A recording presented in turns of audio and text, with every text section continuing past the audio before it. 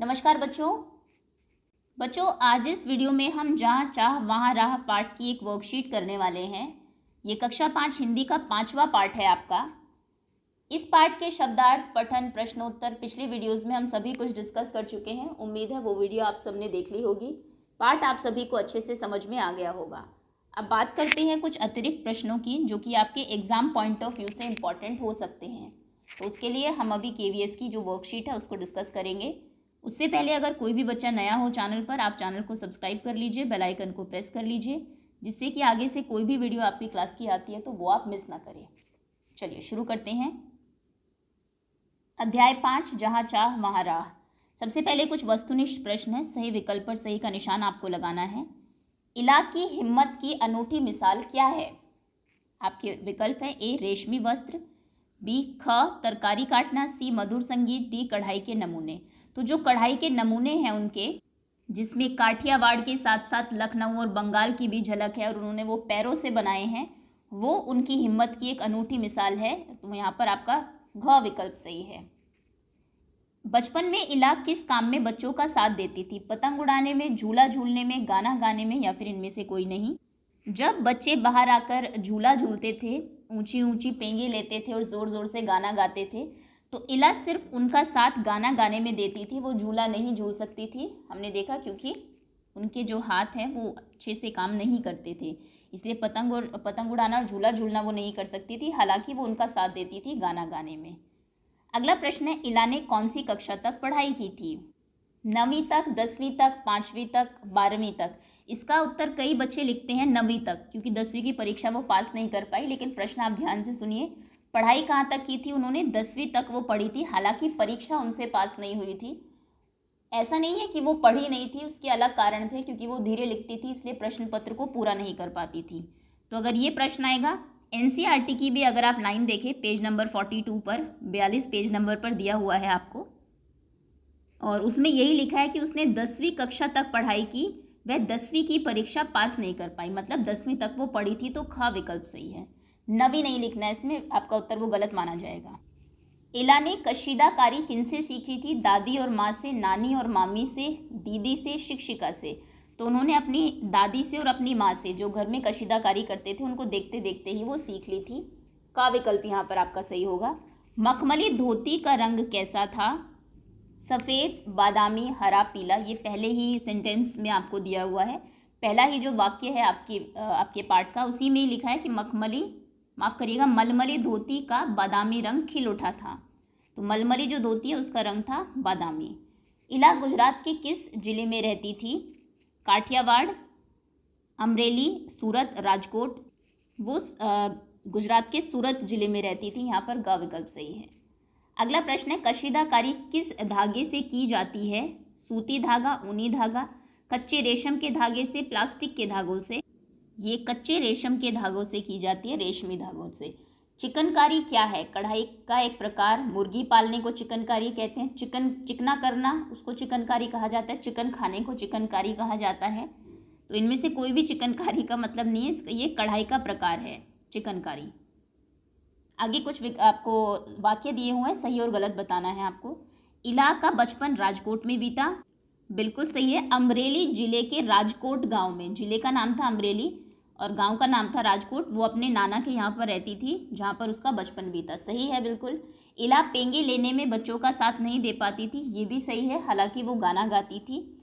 बच्चे इला के साथ खेलना नहीं चाहते थे, ऐसा नहीं है। कभी कभी वो उन बच्चों के साथ पकड़म पकड़ाई या जो विष अमृत का खेल है वो भी खेलती थी। 10वीं की परीक्षा में इला के स्थान पर कोई और लिख सकता था, ये सही है। हालांकि ये उसे पता नहीं था, इसीलिए वो खुद ही लिख रही थी और समय पर प्रश्न पत्र पूरा नहीं कर पाई, जिसकी वजह से वो 10वीं की परीक्षा पूरी नहीं कर पाई थी, पास नहीं कर पाई थी। इला अपने पैरों से सारा काम करना सीख गई, ये भी सही है। हाथ क्योंकि काम नहीं करते थे, लेकिन फिर भी उन्होंने हार नहीं मानी। नीचे दिए गए शब्दों में से सही शब्दों का प्रयोग करके रिक्त स्थान आपको भरने हैं। शब्द है आपके चमक, सुनहरी, कुदरत, चिकनकारी, अमरेली, वस्त्र, तख्ती, कसूती, भरवा, रेशम, चुनौती। और यहाँ पर आपको ये फिल करने हैं। इला ने मलमल के पल्लू पर खाली जगह टाँके लगाए थे, तो उसने वहाँ पर भरवा टाँके लगाए थे। भरवा।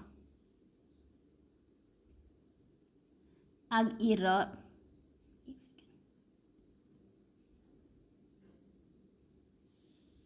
आगे है, इला का ननिहाल खाली जगह जिले के राजकोट गांव में बीता। जिले का नाम था अमरेली और गांव का नाम था राजकोट। आगे, हालांकि वो पैदा सूरत में हुई थी।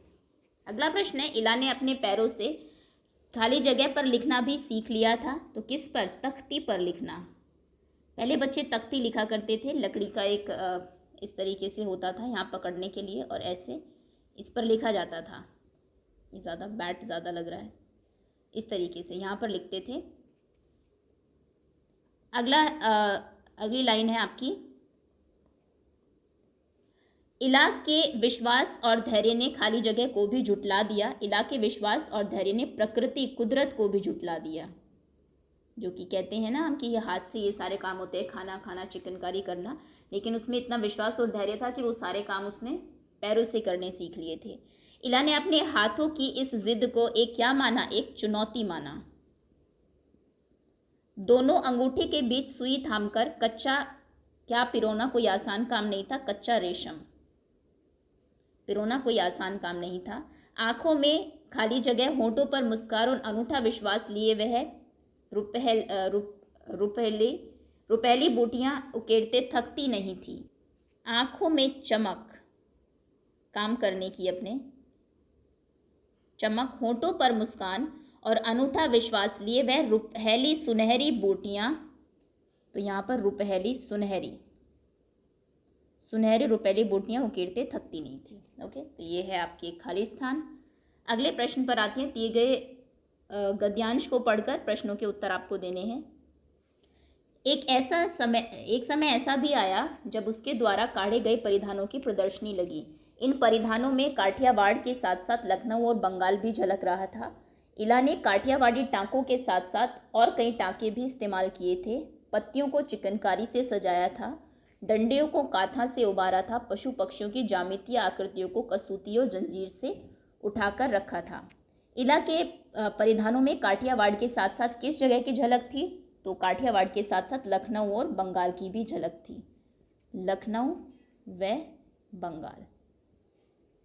आगे है, इला ने पत्तियों को कैसे सजाया था? इसका उत्तर यहाँ पर है, इला ने पत्तियों को चिकनकारी से सजाया था। चिकनकारी एक प्रकार की कढ़ाई ही होती है। दूसरे प्रश्न का उत्तर ये है। तीसरा प्रश्न है, इला के परिधानों में डंडियों को किससे उबारा गया था? तो आप लिखोगे, इला के परिधानों में डंडियों को कांथा से उबारा गया था। ये तीसरे प्रश्न का उत्तर है। चौथा प्रश्न है, इला ने कसूती और जंजीर से क्या आकृतियाँ बनाई थी? तो इला ने कसूती और जंजीर से पशुओं की ज्यामितीय आकृतियाँ बनाई थी। ठीक है। गद्यांश में यही होता है जो आपको ये दिया हुआ है। इसी पैराग्राफ से आपको जितने भी प्रश्न पूछे गए हैं उनके उत्तर यहीं पर ढूंढ के लिखने होते हैं। अब हम पाठ के प्रश्नोत्तर पर आते हैं।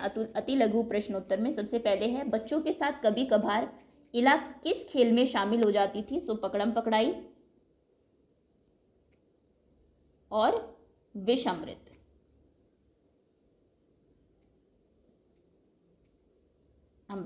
अगला प्रश्न है, 15-16 वर्ष की आयु में इला किसमें दक्ष हो गई थी?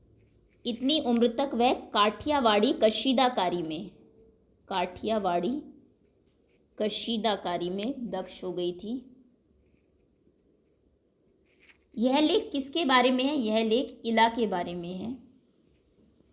इला का बचपन कहाँ बीता? राजकोट गांव में, या फिर पूरा अगर आपको लिखना है, अमरेली जिले के राजकोट गांव में।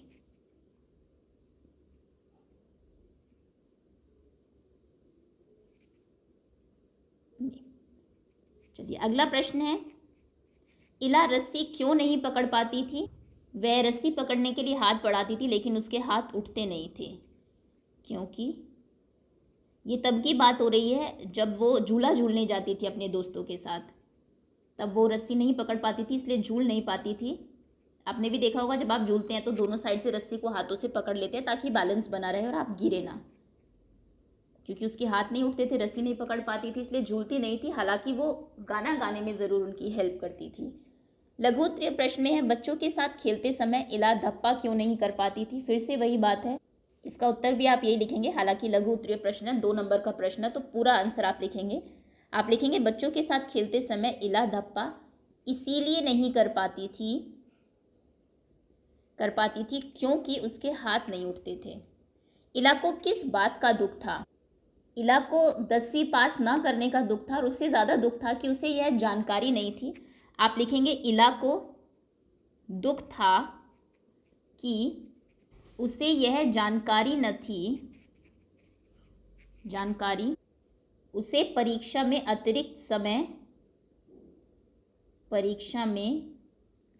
अतिरिक्त समय वह एक लिखने वाला मिल सकता है। वह एक लिखने वाला, उसकी जगह कोई और लिख सकता है। ये बच्चों को सुविधा मिल सकती है, लिखने वाले की सुविधा मिल सकती है। उसे लगता है कि अगर ये उसे समय रहते पता रहता तो शायद वो 10वीं पास कर लेती, की सुविधा मिल सकती है। ये इम्पॉर्टेंट प्रश्न है, दोनों चीज़ें पूछी जा सकती है। कई तरीक़ों से प्रश्न बन सकता है, उसे किस बात का दुख था, क्यों वो परीक्षा पास नहीं कर पाई, तो उसमें उसका भी कारण यही है क्योंकि उसे जानकारी नहीं थी कि अतिरिक्त समय और लिखने वाले की सुविधा मिल सकती है, इसलिए वह प्रश्न पत्र पूरा नहीं कर पाई थी स्वयं लिखते समय और परीक्षा पास नहीं कर पाई थी। इला के पाँव अब थकते नहीं थे। पंक्ति का आशय स्पष्ट कीजिए। इसका मतलब है इला बड़े उत्साह से काम करती थी और हिम्मत नहीं हारती थी। वह बड़े उत्साह के साथ अपना कार्य कशीदाकारी का पैरों से बिना हिम्मत हारे करती थी।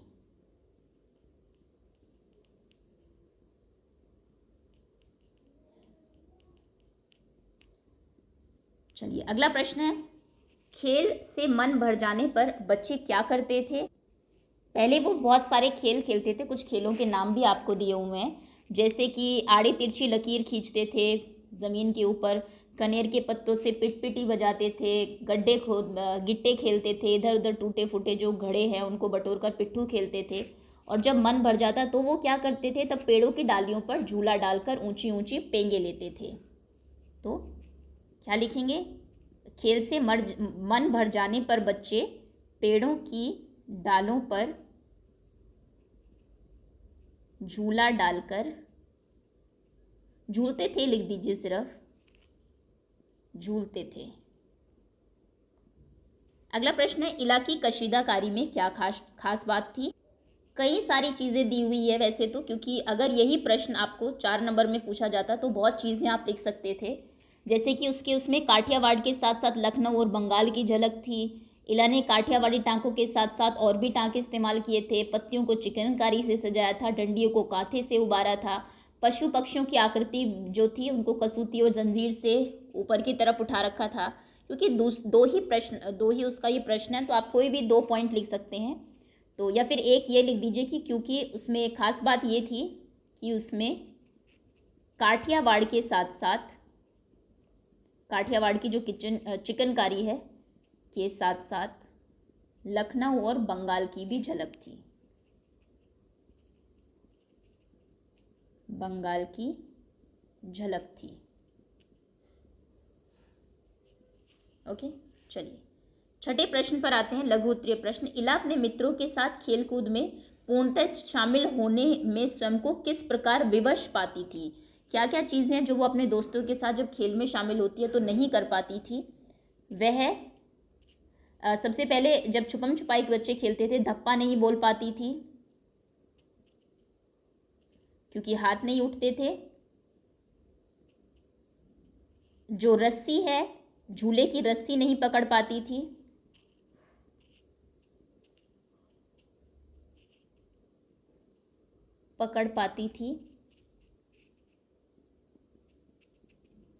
अतः इस प्रकार खेलकूद में वह स्वयं को विवश पाती थी।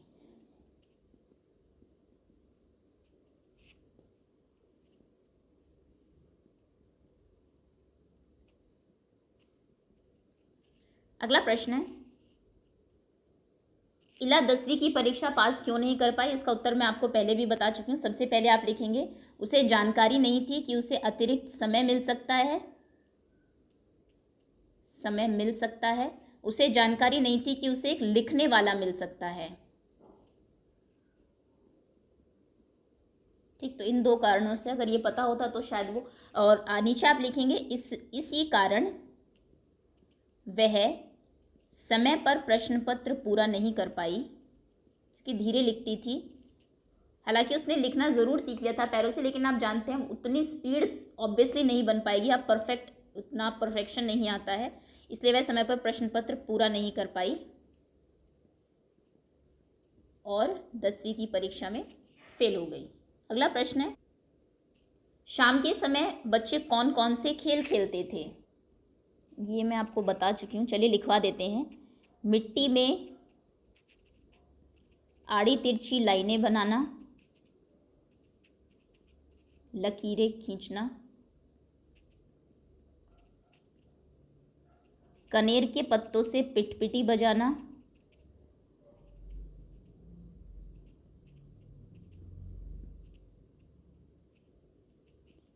उसके बाद गिट्टे खेलना,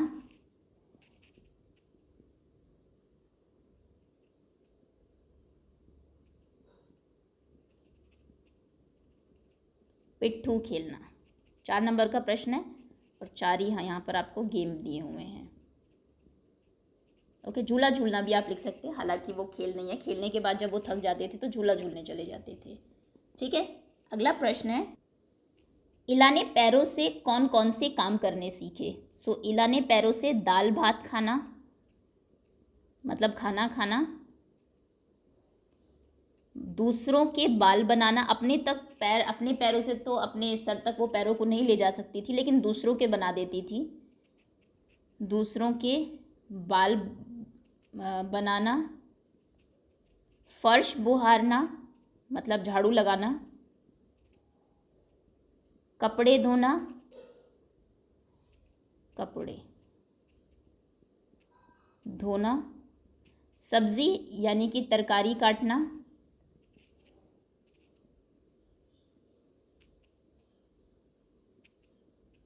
और यहाँ तक कि तख्ती लिखना। ये 6 काम, और जो आपका कशीदाकारी है वो तो है ही एक काम, तख्ती लिखना और कशीदाकारी, तो ये 7 है। आप कोई भी इनमें से 5 जो भी याद कर पाए। अगला प्रश्न है, इला को स्कूल में दाखिला लेते समय क्या क्या परेशानियां आई? तो स्कूल वाले उसको दाखिला नहीं दे रहे थे। परेशानियां ये थी कि वे उसकी काम करने की गति को लेकर, विद्यालय का जो स्टाफ था, जो लोग थे, वे उसकी सुरक्षा को लेकर, 2 चीज़ों को लेकर वो चिंतित थे, और काम करने की गति को लेकर चिंतित थे। गति को लेकर चिंतित थे तो मना कर देते थे कि नहीं, ये तो हमारे उसके अकॉर्डिंग काम नहीं कर पाएगी, या फिर इसकी कहीं गिर ना जाए, सुरक्षा की भी बहुत जिम्मेदारी होती है ऐसे बच्चों की। तो हालांकि उनको बाद में एडमिशन मिल गया था, लेकिन काफ़ी परेशानियां आई थी। इला ने जहाँ चाह वहाँ राह कहावत को कैसे सच करके दिखाया? हाथों के काम न करने के बावजूद, न करने के बाद भी इला ने अपने पैरों से वह काम किया, कार्य किया जो लोग सही सलामत हाथ होते हुए भी नहीं कर पाते। जिनके बिल्कुल सही हाथ है, अच्छे से कार्य करते हैं, वो भी इस तरीके से काम नहीं कर पाते। इस तरीके से इला ने कौन सी कहावत को सच किया कि जहाँ चाह है, जो आप चाहते हैं वो आप ज़रूर हासिल करते हैं। वहाँ पर राह, अगर आप काम करें उस डायरेक्शन में, तो राह अपने आप बन जाती है और आप ज़रूर अपनी मंजिल को पाते हैं। इला को लेकर स्कूल वाले चिंतित क्यों थे? क्या उनका चिंता करना सही था या नहीं? अपने उत्तर का कारण बताओ। मैं ये प्रश्न आपको करा चुकी हूँ। चिंता के 2 कारण थे, उसकी सुरक्षा और काम करने की गति, और कहीं ना कहीं ये सही भी है, गति स्कूल वालों की तरफ से सही है, परंतु उनको ये भी देखना चाहिए था कि अगर कोई भी इसको एडमिशन नहीं देगा और ये बच्चा पढ़ ही ना पाया तो वो ज़्यादा गलत होगा। थोड़ा सा अपनी तरफ से एक्स्ट्रा एफर्ट्स डालने चाहिए थे, थोड़े अतिरिक्त प्रयास करने चाहिए थे कि चलिए ठीक है एडमिशन दे देते हैं, हम इस बच्चे के साथ मेहनत करेंगे। ओके, सही भी है उनका सोचना, लेकिन कहीं ना कहीं अगर इला की उससे देखे, एक बच्चे की तरफ से देखे, तो स्कूल वालों को थोड़ा सा सोचना चाहिए था, दे देना चाहिए था दाखिला। अगले प्रश्न पर आते हैं। निम्नलिखित वाक्यों को क्रमानुसार अनुसार लगाओ। इला के द्वारा काढ़े गए परिधानों की प्रदर्शनी लगी। उसने अपने पैरों से सब काम करने सीखे। उसके बचपन नाना के यहाँ बीता। वह 10वीं की परीक्षा पास नहीं कर पाई। वह गाने में बच्चों का साथ देती थी। सबसे पहले तो ये जो जिक्र आया है पाठ में वो यह आया है कि उसका बचपन उसके दादाजी के नाना जी के यहाँ बीता था, राजकोट गांव में। उसके बाद उसने सारे काम अपने पैरों से करने सीखे थे। विद्यालय में एडमिशन लिया था। सॉरी, माफ़ करिएगा, पहले ये आया है कि वो बच्चों के साथ गाना गाती थी, मतलब गाना गाने मदद करती थी जब छोटी थी। बाकी खेल नहीं खेल पाती थी, लेकिन उसने पैरों से सब काम करने सीख लिए थे धीरे धीरे। फिर उसने एडमिशन लिया, लेकिन 10वीं की परीक्षा पास नहीं कर पाई, तो उसने कशीदाकारी सीखी और फाइनली उसमें वो इतनी एक्सपर्ट हो गई कि उसके द्वारा काढ़े गए परिधानों की प्रदर्शनी लगी। ये थे आपके किताब के प्रश्न। अब हम बात करते हैं कुछ भाषा आधारित प्रश्नों की। नीचे दिए गए शब्दों में र, रे, फ और र पदेन का प्रयोग नहीं किया गया है। उनका प्रयोग करके शब्दों को शुद्ध करके लिखना है। फुर्ती, फुर्ती आप जानते हैं ये ऐसे ऊपर वाला रा आता है। धैर्य, धैर्य। प्रदर्शनी में ये वाला आता है प्रदर्शनी। फर्श, फर्श। अगला प्रश्न है 15। 15 में द के नीचे ये वाला रा आता है।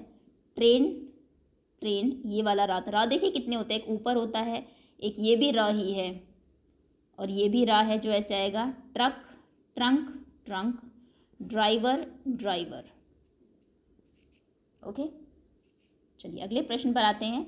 नीचे दिए गए वाक्यों को इधर उधर रखे जाने के कारण अशुद्ध हो गए हैं, उन्हें शुद्ध करके लिखना है आपको। है बात दुख का इस उसे, सो उसे इस बात का दुख है, ये आप यहाँ पर सही करके लिख देंगे। उसे इस बात का दुख है। ये जम्बल्ड सेंटेंस है आपका। चिकनकारी को पत्तियों से सजाया था। पत्तियों को चिकनकारी से सजाया था, पत्तियों को सजाया गया था। चिकनकारी आपकी कढ़ाई का नाम है। एक स्कूल ले लिया दाखिला में उसने, उसने एक स्कूल में दाखिला ले लिया। जिन शब्दों से काम के करने या होने का बोध होता है उन्हें क्रिया कहते हैं, जैसे चलना, सोना, बोलना, पढ़ना इत्यादि, ये हम जानते हैं। नीचे आपको कुछ शब्द दिए गए हैं, उनमें से आपको क्रिया छाट कर लिखना है, जैसे बुनाई, काटना, खेल, झूलना, टाँका, बुहारना, उकेरना, कढ़ाई, सिलाई, पैरों, इला, बजाते, पिरोना, प्रदर्शनी, नमूने, थकती, देखना, दौड़ती, खींचते, अमृत। इनमें से आपको बताना है कौन सी क्रिया शब्द है, कौन से आपके संज्ञा शब्द है। बुनाई क्योंकि ये काम है इसलिए क्रिया है। काटना भी एक क्रिया है, काम का करना। खेल एक क्रिया है, खेलना। झूलना भी क्रिया है। टाँका एक संज्ञा है क्योंकि टाँका लगाना एक क्रिया हो सकती है, लेकिन खाली टाँका कोई काम नहीं है। बुहारना एक क्रिया है, झाड़ू लगाना, काम करना है। उकेरना भी क्रिया है। कढ़ाई भी एक क्रिया है। सिलाई भी एक क्रिया है। पैरों आपकी संज्ञा है, पैरों कोई काम नहीं है। इला भी संज्ञा है, नाम है। बजाते क्रिया है। पिरोना क्रिया है। थकना भी काम ही है एक तरीके से। नमूने, खाली नमूने उकेरना होता तो फिर वो क्रिया हो जाता, लेकिन सिर्फ नमूने एक संज्ञा है। प्रदर्शनी संज्ञा है। देगी क्रिया है। दौड़ती क्रिया है। खींचते क्रिया है। और अमृत आपकी संज्ञा है। ओके, नीचे कुछ आपको वाक्य दिए गए, उनमें से सर्वनाम शब्द आपको छांटने। सर्वनाम होते हैं जो संज्ञा के बदले शब्द लिखे जाते हैं। मैंने गाने में रुचि नहीं दिखाई, सो मैंने, क्योंकि मैंने अपना नाम आपको नहीं बताया है, खाली मैंने लिख दिया नाम की जगह, तो ये आपका सर्वनाम हो गया। वह परेशानियों के आगे घुटने टेकने वाली नहीं थी, तो वह आपका सर्वनाम है, क्योंकि हमने इला का नाम नहीं लिखा, इला की जगह वह लिख दिया। नहीं तो इला परेशानियों के आगे घुटने टेकने वाले नहीं थी, ये सेंटेंस होता अगर आप नाम लिखते। उसने पैरों से काम करना सीख लिया, उसने एक आपका सर्वनाम है। उन्होंने पैसे वापस कर दिए, उन्होंने आपका एक सर्वनाम है। तुम कहाँ जा रहे हो, तो तुम आपका एक सर्वनाम है। तुम, उन्होंने, उसने, वह, मैंने, मैं, तुम, यह, वह, ये सब आपके सर्वनाम होते हैं। हम आदि। निम्नलिखित शब्दों के अब कुछ आपके ज्ञान आधारित प्रश्न हैं, नॉलेज बेस्ड क्वेश्चंस। एक वचन आपको लिखने हैं, बेल बूटो, तो बेल बूटा। टाको, टाका। नमूना, नमूने, नमूना। डालियाँ, डालियों अगर लिखा हुआ है, डालियाँ, डाली, सॉरी माफ़ करिएगा, डालियाँ तो फिर से बहुवचन हो गया, डाली। आगे है पैरों, तो पैर। अंगूठों, अंगूठा। डंडियों, डंडियाँ, डंडी, क्योंकि एक वचन बनाना है। परिधानों, परिधान, परिधान मतलब होता है कपड़ा। अगला प्रश्न है, निम्नलिखित शब्दों के विलोम शब्द आपको लिखने हैं। विष, विष मतलब होता है जहर, इसका ऑपोजिट होता है अमृत। इधर, उधर। कच्चा, पक्का। विश्वास, अविश्वास। सुविधा, असुविधा। धर्म, अधर्म। ओके, और इसी के साथ ये काम आपका कंप्लीट होता है, पार्ट आपका पूरा होता है। उम्मीद है कुछ अतिरिक्त चीज़ें भी आपको जानने को मिली होगी। पार्ट एक बार रिवाइज ज़रूर हो गया और परीक्षा के लिए भी आपकी तैयारी हो गई होगी। सो बहुत बहुत धन्यवाद आपका। क्विज इसकी अपलोड कर दी गई है, आप टेस्ट कर लीजिए अपने आप को कि कितने अच्छे से आपने पार्ट को समझा है।